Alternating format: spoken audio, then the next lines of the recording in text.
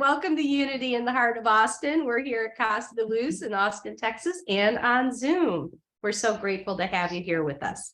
My name's Teresa Attia, and I will be your platform leader this morning. Today, our lesson is going to be brought by our speaker, Mr. Rick Busby. Let's put my hand. Yay for Rick. And our music today is from Leanne Atherton. Yay. And Rick, would you mind coming up and doing an opening prayer for us?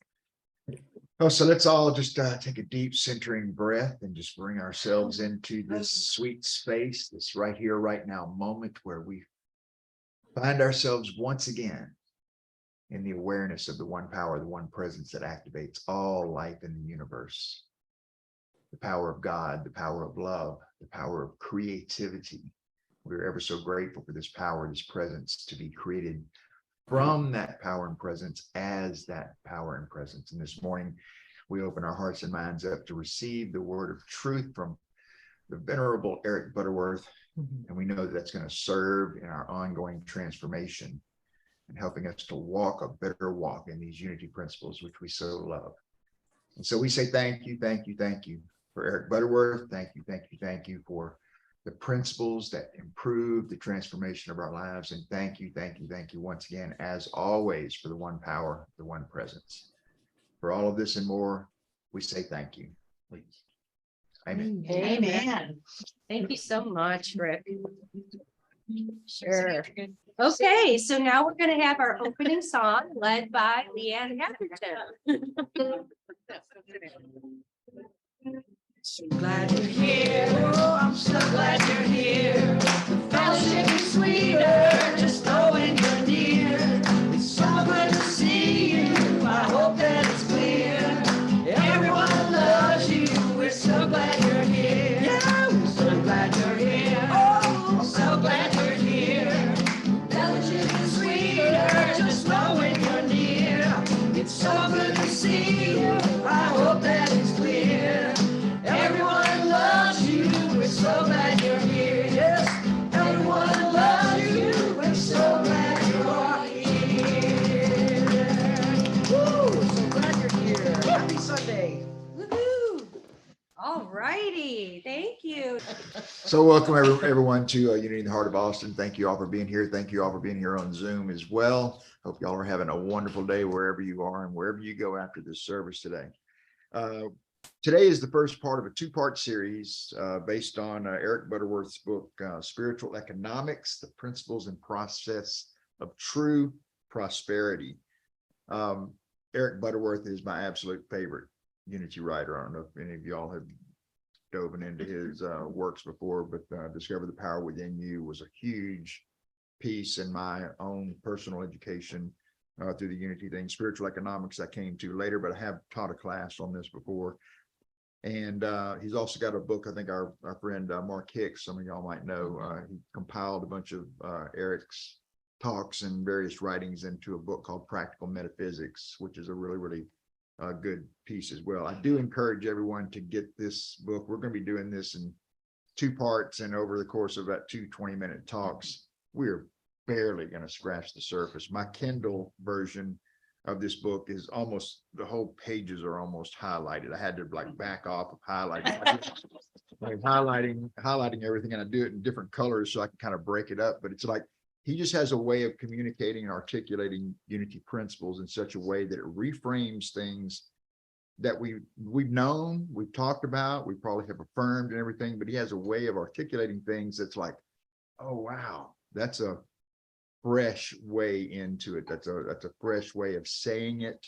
I've never thought about it that way. And a lot of times it's just sort of juxtaposing sort of opposite ends and just sort of reframing things in a way that just really hits home. I think he really is probably the best overall unity teacher and unity communicator in the entire history of unity. Way more so. I love Charles, but Charles's books, especially, a lot of those were taken from his talks and stuff like that, sort of transcribed into books. So it wasn't written like a writer would necessarily approach things. It's just Charles talking and they transcribed it into a book. So sometimes it's like, kind of feels like one of Rick's talks where it's kind of all over the map. kind of thing. But Eric is a great communicator and a great writer. So if you have not read Spiritual Economics, as I said, in these two talks this week and next week, we're just barely going to scratch the surface. So it's going to be a real, sort of a real surface kind of thing to kind of get you in today. Today, we're going to be talking about 4 components that are basically the first 4 chapters of the book in a quick way. But before we get to that, I want to invite you all to recall 2 weeks ago, whenever I was here, we were talking about the unity principles, and the title of that script was Flip the Script. Okay. And if y'all recall, what we did is we started with the 5th principle, and then we worked backwards through the principles, as opposed to going 1, 2, 3, 4, 5. There's one power, one presence. We started with the action principle. And the reason why I want to invite you to bring that to mind and keep it in mind is because that's really essentially what Eric is getting to here, is that if we're going to really get to the power of the principles of prosperity and everything, it really makes it incumbent upon us to walk our talk. And it's really, he's kind of unforgiving in a certain way. And there's some things that I'll say here today in the context of the talk. It's like that kind of challenges some of the, not necessarily the beliefs, but some of the habits that we might have about the way that we communicate, the way that we view life and react and respond to life circumstances and so forth. And so it kind of hits us where we live. And he's challenging us to, once again, kind of flip that script. But underneath all that, it's bringing the onus of the responsibility, the personal responsibility back to us. That if we're not willing to align ourselves with the principles first in our understanding and then walk the principles, we're only going to get, sort of checkered results here and there. And when you get inconsistent results from walking principles, or you think you're walking principles, there's a tendency for us maybe to abdicate or sort of neutralize those principles. Maybe they don't work. Maybe they work for other people, but not for me. Well, no, that's a cop-out. That's the principles are universal, and they work for everyone based upon our own willingness to align ourselves with it, right? So there's going to be 4 topics that we're going to be talking about here today. And the first one, and this comes from the first chapter, where he starts talking about substance. Okay. And that just sort of that, omnipresence of substance. It's everywhere present. We affirm in Unity's principles, there's one power, one presence active in the universe, in our lives, God the good. And then we tend to say a lot of times the articulations of the principles, they'll say God the good, omnipresent, right? Eric would throw that out the window, because it's not so much a personified. If I say God is a personified person, an entity, then you would say that God is omnipresent. But Eric goes underneath. That's the word, the root word of the word substance comes from a Latin root called substare, which means to stand under. So when we're talking about substance, we're talking about those underlying principles that are there for everyone equally. We all have equal access to those principles. We all have equal access to that divine substance. It's kind of like gravity on the planet. There's nowhere that you can be where gravity is not in play. There's nowhere that you can be unless somebody is actively depriving you of oxygen, that you can't be without oxygen. It's everywhere present, right? We all have equal access to that. And that's one of the ways that we need to look at the principles, these divine principles of what substance is.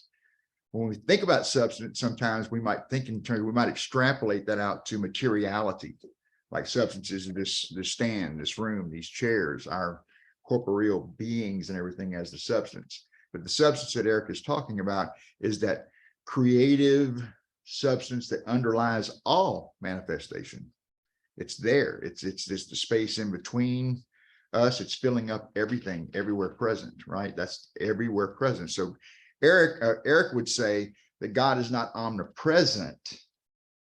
God is omnipresence. God is the principle of omnipresence. God is just everywhere present. God is not omnipotent, all powerful.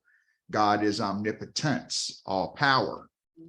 Right? So we transfer that. God is not omniscient, all knowing. God is omniscience itself, all knowledge. Right? So we kind of got to go beyond that corporeal, grandfatherly, the long hair and sitting on the throne and everything, get past that personification of God to get to the substance of God, that underlying principle of it. So the first thing that we need to keep in mind about substance is the omnipresence of substance. It is the allness of God everywhere present. And when we say God, we're talking about creative power. We're talking about love, for example, what we call love. And we got to go beyond our definition of love as sort of an emotional response. Like when we say, I love you, we're kind of coming from that place of an emotional response. I feel love for you, right? Whereas Eric would like the power of love is that creative power from which everything manifests. So when we get into, agape love, kind of go up the scale of the different kinds and experiences and manifestations of love. When we get to that universal love, the agape love, then we're actually talking about a creative power. It's far beyond emotionality. It's far beyond the kind of feeling that we have for one another that we also call love, right? In a sort of a personal sense. This is in the universal sense. Charles articulates the power of love as being the harmonizing power, right? And once again, it's not an emotional thing. It's actually the power that brings everything into alignment. It dissolves all discord. It sets the stage for us to experience the higher experiences of like what we call joy, compassion, empathy, peace, healing, wellness. All of those are the result of being at that level of agape love, that universal, unconditional kind of love. That's what we strive for, right? And we might have moments in our lives where we actually access that, but then we can fall back into our humanity. And then we start expressing limited forms of that love. Still powerful, but not as powerful as it can be. So when we talk about substance, it's beyond just the materiality, beyond physicality. It's literally that creative stuff of the universe, just everywhere present, like just not just here in this room and here in Austin, Texas, and the United States, but in the universe. Like we really just think about it for a moment, take it in. It's like awe-inspiring when you think about there is no place that you can be where that divine substance is not, right? And everyone has equal access to it. It's not money. Money is one of the ways that we might, calculate, materiality, but it's far beyond substance. So everyone has access to that substance equally. Everyone does not utilize that substance equally or consistently as another. But when we're talking about cultivating a condition of true prosperity, and I'm not just talking about materiality either, I'm talking about prosperity and wellness, talking about prosperity in the health of our relationships, talking about prosperity in terms of our experience of peace, because if we're experiencing peace, we're coming from that place of love that is universal, that's in non-opposition to anything in the external world. There's all kinds of invitations. As soon as we leave here today and start getting back out into traffic and other kinds of things, there'll be all kinds of invitations throughout the day to invite us to not see the allness of substance, to not see the allness of God. If we slip into fear or judgment or criticism, any of those kinds of things that we might express, and nobody walks this walk perfectly, but when we do, we have to pause, reset, and remind ourselves, oh, I did it again. To quote the great sage Britney Spears, oops, I did it again, right? You see what I'm saying? It's like we did it again. And then in A Course in Miracles, it would just simply say to us, choose again. Don't judge yourself. Don't beat yourself up. Choose again, recalibrate, realign into that awareness of the allness of substance. And that's not even short, but it's a Cliff Notes version of what all is packed in that first chapter about substance. I do encourage everybody, get this on your Kindle, get a physical copy of it, read this, read it slowly, read a chapter a day. Don't try to read it like a good novel and everything, because it really does kind of become overwhelming at a certain point in time. You're just hearing all this wisdom coming at you and all these articulations, and you want to capture them. So we've got to practice them. That's how we capture them, is that we put them into practice. So the second aspect that he wants to talk about, and this is one of the ones that challenges us, and it's also the reason why I kind of evoked the talk 2 weeks ago and to remind us of that fifth principle, that, you know, all this knowledge, all this wisdom, all these teachings, all this truth that we reaffirm for ourselves week in and week out, it really has no power and efficacy in our lives unless we're willing to walk it, unless we're willing to take action on these things in our lives. Otherwise, we're just kind of sitting around having an intellectual discussion about, oh, that's really interesting. You know, if we don't put it into play, if we don't put it into practice in our lives, and not just once in a while, but consistently practice, as they say, then it's only going to have we're only going to have limited results. And if we only have limited results, we're potentially going to get discouraged and kind of give up on it. So it's always going back to that default position. So in the second chapter of Spiritual Economics, he starts talking about what he calls the inexorable law of creation. And it's just like the substance, right? That it's everywhere present. We affirm here in Unity that there are divine principles of truth that are underlying, standing under substance, standing under all of creation. And that our work here in Unity is to, one, know what those are, to be able to communicate them, to be able to give our little elevator pitch to somebody. Well, what does Unity stand for? Well, we should be able to give an elevator pitch in about 30 seconds as to what Unity stands for, because they've distilled those principles down into something that could be shared with somebody, you know, really quickly. And they're easy to understand. They're not necessarily easy to implement in our lives and live from that, because if we're looking outwards in the world, there's all kinds of evidence that these truths that we hold dear may not be true, because look at how the world's behaving. Well, that's not evidence that the truth is not true. That's just evidence that we're not in alignment and actually practicing those in alignment with the truth. The second chapter, he starts talking about that inexorable law of creation. And here's one of the things that challenges: there is no such thing as luck. Shut up. There is no such thing as luck, right? Like he doesn't discourage people from, say, playing games of chance, for example, like buying lottery tickets and things like that, and going to Vegas and doing a little gambling. That's all fine and good. But if we hang our hat, so to speak, on the success in our life as just getting that lucky break, that's not real. That the so-called lucky break that someone might experience comes from the fact that they've worked on prosperity and consciousness. And so that when that opportunity presents itself, it seems like luck to an outside person. The person experiencing it may even describe it, oh, I was just lucky. No, you're not just lucky. Okay, because if you didn't resonate already in consciousness to see the opportunity for what it was when it presented itself, you would not have acted on it. You would not have been on the hunt for it. You don't just get plucked in the street one day and then become the CEO of a major corporation. Like, you're working towards that. You don't just get, you just don't happen into success.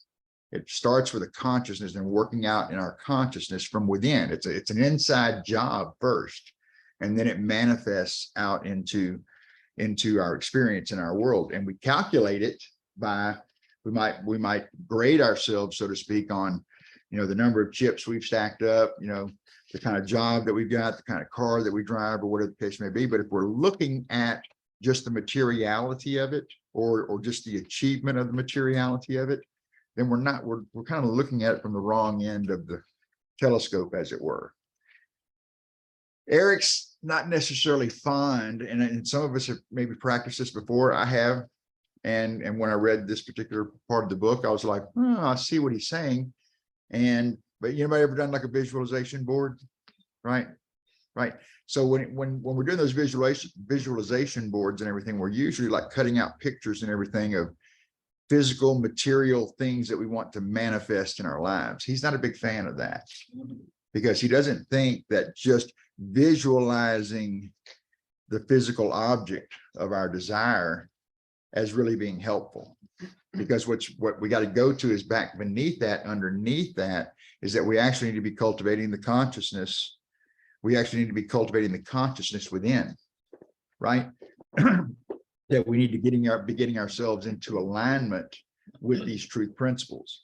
And as we practice that, and we become good at towards our default position, right? We're not having, we get beyond the place where we're just thinking about, oh, this is my opportunity to practice the principle. We got to get past that thinking stage. And the only way that we're going to get past that thinking stage is by practicing it so much that it just becomes our innate response to it.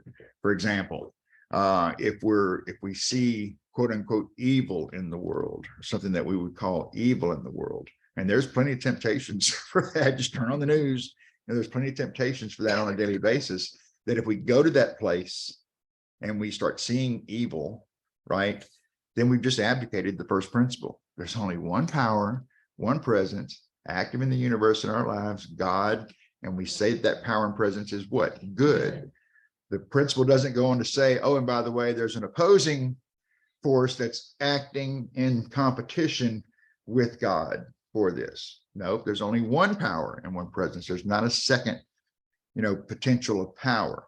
What we would call evil, or what shows up in what we describe as evil, is just human beings misapplying spiritual principles, using it for selfish gains as opposed to for universal gains, using it to get rather than to give, right? So it's not a second power competing. It's just us in our limited humanity misapplying those spiritual principles. Have I done it? Yes, I've done it. We probably have all done it in one way or the other in our relationships, in our finances, in our professions and so forth, but we tried to maybe find a shortcut to things. And sometimes we might have temporary success, but if we're just running around looking for the shortcut, at some point in time, y'all remember a book called The Peter Principle back in the early 80s? And basically the idea in the Peter Principle is that people get promoted up into organizations until they achieve their level of incompetence. There comes a point where, competence is the thing you need to get the next rung, but you just kind of wind up in middle management, right? So you just kind of like achieve that level of incompetence. So what we should be practicing is the application of these spiritual principles to where we become competent and professional, so to speak, in doing it, because that's the way that we achieve true prosperity. And it's really from a sense that we create in the activity of our consciousness, rather than seeking that visualization board. For example, I need the new car. If I have the new car, I'm happy. I need this house over here. And if I have this house over here, I'll be happy. I need this relationship. If I have that relationship, I'll be happy. I need this job, this amount of money, and I'll be happy. No, you won't. You'll be happy now with what you have, and you will work towards that, and you will begin to experience increasing levels of affluence, increasing levels of abundance, and ultimately a consciousness of prosperity. But it's an inside job out. If we're looking to attract, y'all remember the book, The Secret, right? Yeah. That was the thing that I didn't like about The Secret, because it was teaching people this idea that you could magnetize these things into your life. And that was once again, the wrong end of the telescope, so to speak, because it wasn't really talking about, it's just like focus, think about, visualize the thing that you want, and you'll magnetize it and bring it into your life. It's like, no, you create the consciousness of prosperity, and then you move towards that which is your desire. You don't magnetize and bring something from the outside in. You actually create the condition of prosperity in your consciousness, and then you're able to accept and move towards these things in your life, right? So that's a key point. And it brings, once again, it brings the onus of responsibility back to us, to me, that if I'm not getting the results I want, it's not because I'm a victim. It's not because I don't have enough, or I wasn't born to the right parents, or that was in the wrong socioeconomic status, or opportunities not there. Because remember, the first principle was divine substance is everywhere present equally all across the globe for everyone. The challenge is getting us to be aware of that, right? And having people in our lives maybe that can guide us to that. Are there people that are not aware of it? Yeah. Are there people that live in poverty consciousness, so to speak? Yeah. Can that be corrected? Yes, it can be corrected, but it takes work. And it brings, once again, it brings the personal responsibility back to me to practice the principles. Leanne can't do it for me. She can love me, and she can want it for me, and she can encourage me and everything. But if I'm unwilling to walk that walk, I'm going to have limited results, right? So once again, that it's been my experience, and Mark Hicks and I had to talk about this a long time ago, that it's one of the things that people that come to Unity and and start trying to learn about it and everything, one of the things that the sort of the crossroads that they meet is when they realize the personal responsibility that's involved in walking the talk, right?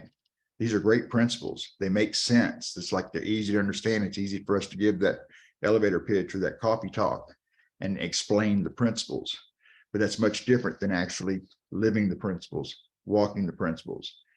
And Debbie can't walk my walk for me, and I can't walk her walk for her. We can encourage each other. We can, you know, communicate with each other and everything, but ultimately we're all personally responsible for walking the walk. We're all personally responsible for the results that we're getting. If we're getting inconsistent results, it's not evidence that the principles don't work. It's evidence that I'm being inconsistent in the application of the principles in my own life, right? And that's one of the things that I like about Eric, and also one of the things that like go, dang, because it does. He continues to remind us of our personal responsibility in this. So I talked about this law of visualization a minute ago when we were talking about the visualization boards. Y'all probably used this phrase before. I know I have, and we certainly have heard it. Seeing is believing. I've heard that before. Seeing is believing. It's like, no, Eric flips that script. You will see it when you believe it. Yeah. Right? You believe first, and then we see the manifestation, right?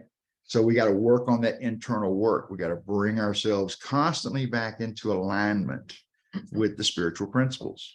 We can't change them. Nobody can change them. They are what they are. If they weren't, they wouldn't be principles. Because one of the characteristics of a principle is that it has no prejudice.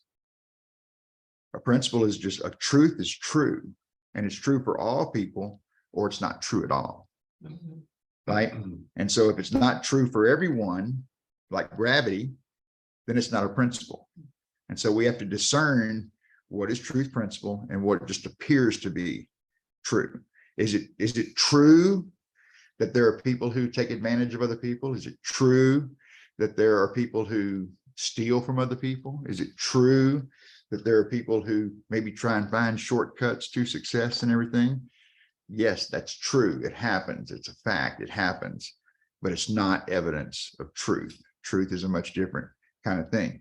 Anybody who sets himself up to steal from someone else is only setting themselves up to be stolen from later on, because you can only push that ball down the road so far until it sort of the law of karma kind of comes underneath you. And once again, the Peter principle, you get promoted up into the level of your incompetence. If you're taking instead of giving, you can have success for a little while, or the appearance of success for a little while. But at some point in time, you have to continue to connive and so forth to kind of get. And at some point in time, you're going to run out of track. That's not the kind of success that we're talking about here. The kind of success that we're talking about here is by creating that sense of prosperity from within. And as I practice that, as I cultivate that sense of consciousness, then my needs are taken care of, because I'm constantly putting myself in the position to be aware of the abundance of substance all around me. And supply comes to me when I need it, because I prepared my consciousness. I prepared the soil of my consciousness, so to speak, and prepared that field to populate whenever the time comes and the season comes. And sometimes we have to continue doing that when we may not be seeing the results as quickly as we want. But we can't abdicate the work, because if we abdicate the work, we're just limiting our experience, we're limiting our possibilities. So when we're talking about that visualization idea, we see it when we believe it. And that comes from within. It's not out here, right?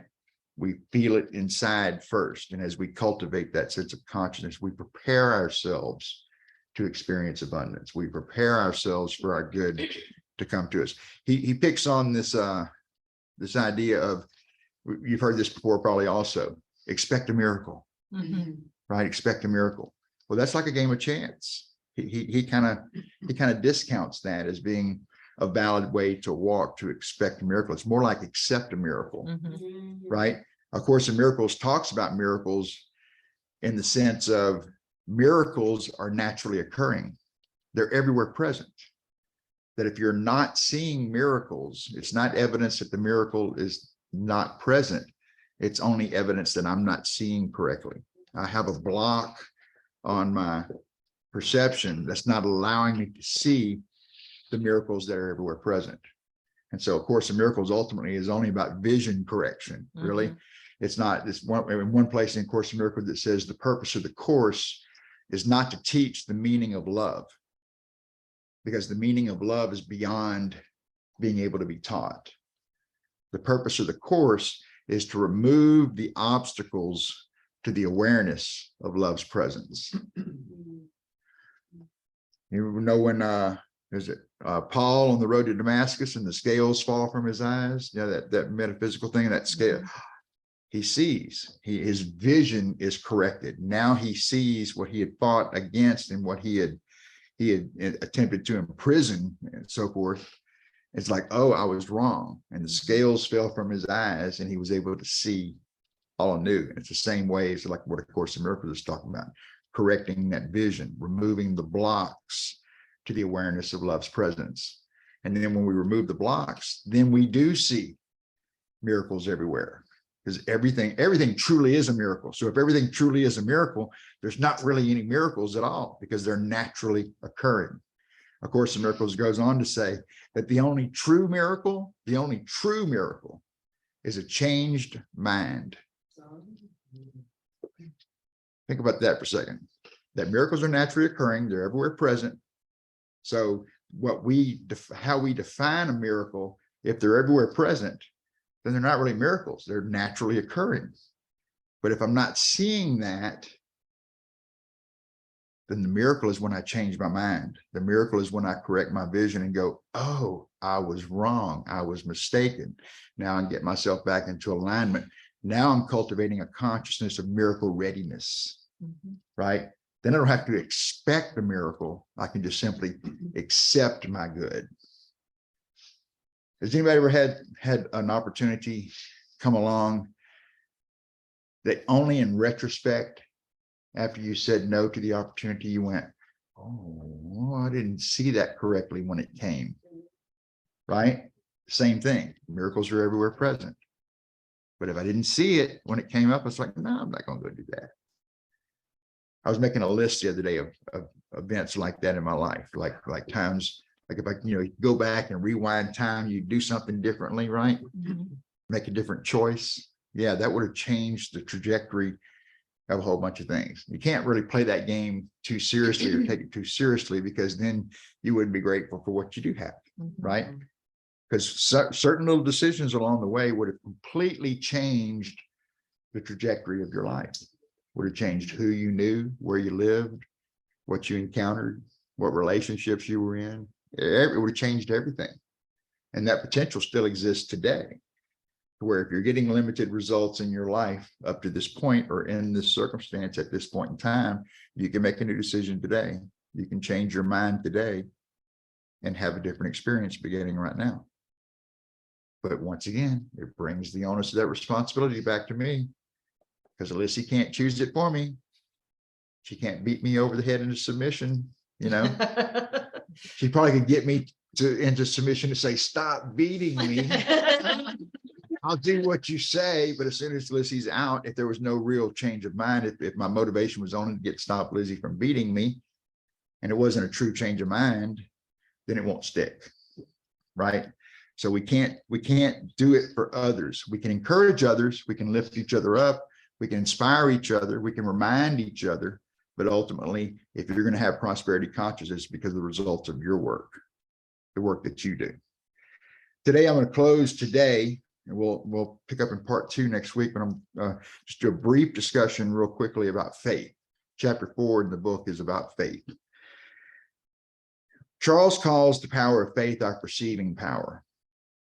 It's our capacity to perceive possibilities before they have come into manifestation. We often use the word faith in traditional Christian terms to believe in something. I profess my faith in God. I believe in God. Okay, that's a shortcut. It's not even effective, because it takes the responsibility that all I have to do is just profess my faith in God and I'm saved. But I'm still suffering. Yeah. right? Well, just continue to believe, but believe in God as an external being. In unity, we don't believe in God as an external being. We believe that God is immanent within and transcendent everywhere. God is in the spaces in between us. God is within us. God is everywhere present, immanent within and transcendent everywhere. So the practicing faith from that sense is not so much to pray for something, it's to pray from the consciousness of God, to pray from the consciousness of that creative power that resides within you, resides within me, resides within everyone equally. If there's any kind of divine equity, that is it. Now, not all of us see it equally, not all of us practice it equally. And so we're getting limited results, right? So in the power of faith, I'll close with this and then we'll go into meditation here, is a reminder that God is not out there. God is omnipresence, not God is omnipresent, not God is all present everywhere. God is omnipresence itself. God is presence, right? It's not attributed to a being, immanent within and transcendent everywhere. And so as we continue this journey next week with spiritual economics, and once again, we're only going to scratch the surface even in part 2. We could literally do like a 12-part series and just unpack one chapter a week, and we would still just begin to be getting it. So I really do encourage everyone to get this book, keep it, read it on a consistent basis. Don't try to consume it in a weekend. It will just, it's too much. Take it slow, read a chapter a week, practice it, train your consciousness into it. So with that being said, we'll close for today on this part 1. I want to take a moment here and let's take some time in the silence here to kind of bring this within. We'll continue with part 2 next week. Beautiful, beautiful, Leanne. Thank you so much. And let's allow that in. Let's allow that power presence to take its rightful place in our hearts and our minds right here in this sweet, sweet space. These next few moments of meditation, I want to invite you to bring to mind a situation, a circumstance. Could be a health matter, could be a prosperity matter, could be a relationship matter, whatever it is, some aspect in your life that you want to manifest an improved condition with, that you want to manifest and experience a more healthful, wealthful sense of abundance and prosperity in your life. It could be for more health. It could be for more wealth. It could also just simply be for more peace, an experience of more peace, more of the time in your life, in a relationship that might be in disrepair, whatever it is. I want you to bring that to mind. And as we get ready to go into the silence, I invite you to allow that situation, that circumstance to settle into your heart and to realize that the solution resides within you. That the allness of God, the divine substance of God that can improve this situation resides within you. That power to express into this situation, this circumstance, to increase the abundance, the prosperity, whether it's more health, more wealth, more peace, more love, doesn't matter. All of those circumstances are equal in the eyes of God. And the power within you, that is the allness of God, that is the allness of substance, can solve any circumstance, any situation. That our work is to cultivate that sense of prosperity from within and then allow that to express through us into our external circumstances. And so as we prepare for a few moments in the silence, bring that situation, circumstance into mind and know that the power within you is present, available to you. And the solution that you need to improve that circumstance is right here, right now, available to you, ready to communicate to you in the silence.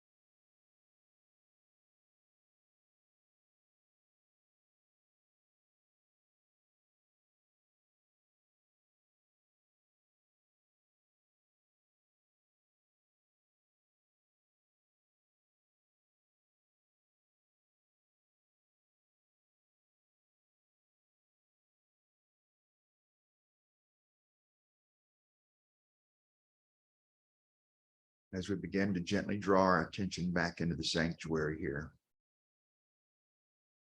we do so in the knowledge and the awareness that wherever we are, God is. Wherever we are, substance is.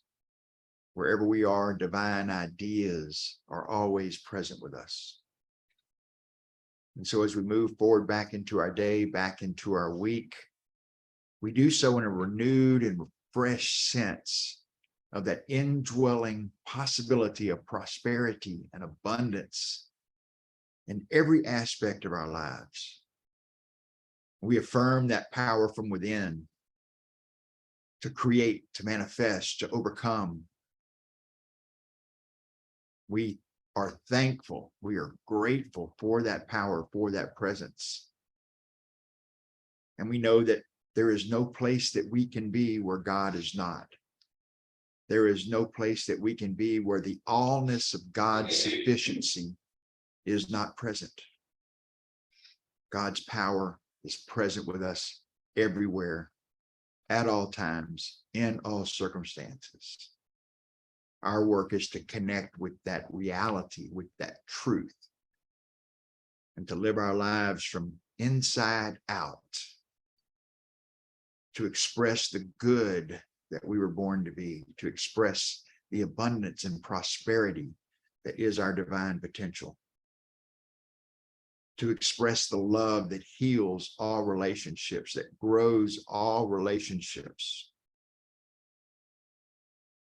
There is so much to be grateful for in this life and in this moment, that the only thing that we can say is just thank you.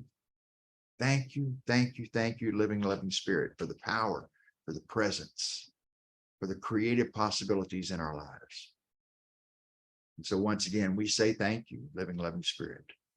We pray all of this and more in the name and the nature of the indwelling Christ presence. And so it is, and so we allow it to be. Amen. Amen.